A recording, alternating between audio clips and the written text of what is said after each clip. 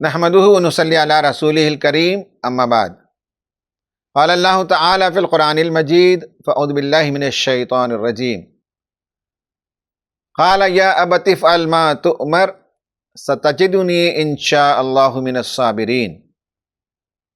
صدق اللہ العظیم۔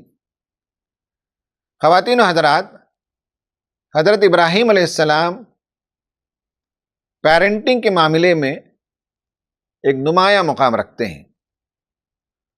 ہمارے لیے اور سارے انسانوں کے لیے ان کی پیرنٹنگ میں بڑا اسوہ ہے، ماڈل ہے۔ پیرنٹنگ کیا چیز ہے؟ پیرنٹنگ دنیا کا ایک قدیم ترین رشتہ اور قدیم ترین فن ہے، اسکل ہے۔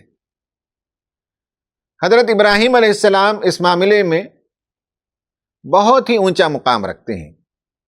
انہوں نے اپنے بچوں کی جو تربیت کی، پھر اس کے بعد ان کے پوتے، پھر نسلاً بعد نسلن ان کے اولاد میں رسول اور نبی پیدا ہوتے رہے۔ حضرت اسماعیل علیہ السلام اور حضرت اسحاق علیہ السلام، ان دونوں کی جو تربیت کی قرآن میں اس کے تذکرے ملتے ہیں۔ حضرت ابراہیم علیہ السلام نے حضرت اسماعیل کی جو تربیت کی وہ اس طرح سے کہ دونوں ایک پیج پر آ جائیں، اسی کو پیرنٹنگ کہتے ہیں۔ باپ اور بیٹے کے درمیان ورلڈ ویو کا فرق ہو، نقطہ نظر کا فرق ہو، یا یہ ہے کہ مفادات کا فرق ہو، تو گھر کے اندر ایک رسہ کشی ہوتی ہے، ایک تناؤ کی کیفیت ہوتی ہے۔ اور آئے دن میرے پاس ماں باپ شکایت لے آتے ہیں کہ ان کا بچہ نافرمان ہے، وہ ریبیلیس نیچر کا ہو چکا ہے، ہماری بات نہیں مانتا۔ انہیں چاہیے کہ جہاں جہاں حضرت ابراہیم علیہ السلام کا تذکرہ قرآن میں آیا ہے مطالعہ کر لیں۔ پیرنٹنگ ایک آرٹ ہے۔ جس طرح سے ایک کمہار مٹی کا ایک برتن بناتا ہے اور اپنے ہاتھوں سے اسے شیپ دیتا ہے اور بڑی نزاکت کے ساتھ اسے وہ شیپ دیتا ہے جو وہ شیپ دینا چاہتا ہے، پھر نکال کر سوکھنے رکھتا ہے۔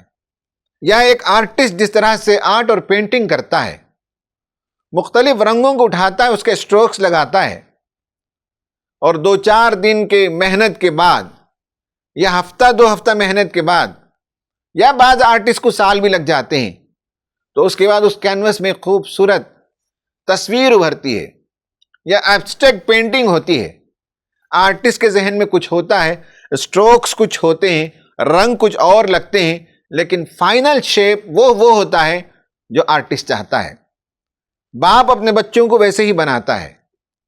ہر بچہ اپنی ایک فطرت اور اپنا ایک مزاج لاتا ہے، اسے چینج نہیں کیا جا سکتا، لیکن ورلڈ ویو، آئیڈیا اور دنیا میں کرنے کا جو پرپس ہے، مقصد ہے، یہ اگر بچے میں ٹرانسفر ہو جائے تو باپ اپنے مزاج کے لحاظ سے، بیٹا اپنے مزاج کے لحاظ سے، باپ اپنی صلاحیت کے لحاظ سے، بیٹا اپنی صلاحیت کے لحاظ سے دنیا میں کنٹریبیوٹ کرے گا۔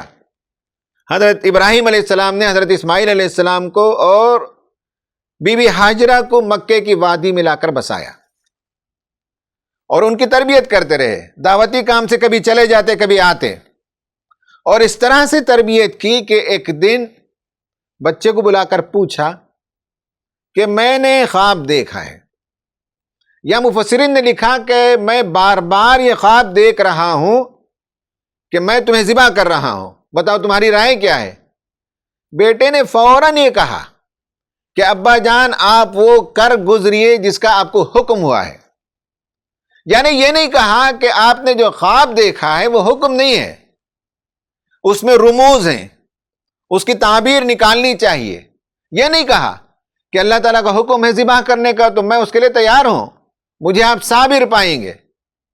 پھر حضرت ابراہیم علیہ السلام نے انہیں ذبح کرنا چاہا تو اللہ تعالیٰ نے بچا لیا اور کہا کہ ذبح کرنا مقصود نہیں ہے، مقصود یہ ہے کہ تسلیم و رضا کے ساتھ باپ اور بیٹے اللہ تعالیٰ کے حکم کی پابندی کریں، دین کے لیے کمیٹڈ ہو جائیں، یہی مقصود تھا۔ باپ بھی دین کے لیے کمیٹڈ تھا، بیٹا بھی دین کے لیے کمیٹڈ تھا۔ یہ ہے دراصل وہ پیرنٹنگ جس کے نتیجے میں پورا گھرانہ اسلام کا نمائندہ بنے اور اسلام کا خادم بنے۔ اللہ تعالیٰ سے دعا ہے کہ اللہ تعالیٰ ہمیں ان راستوں پر چلنے کی توفیق عطا فرمائے، آمین۔ وآخر دعوانا ان الحمدللہ رب العالمین۔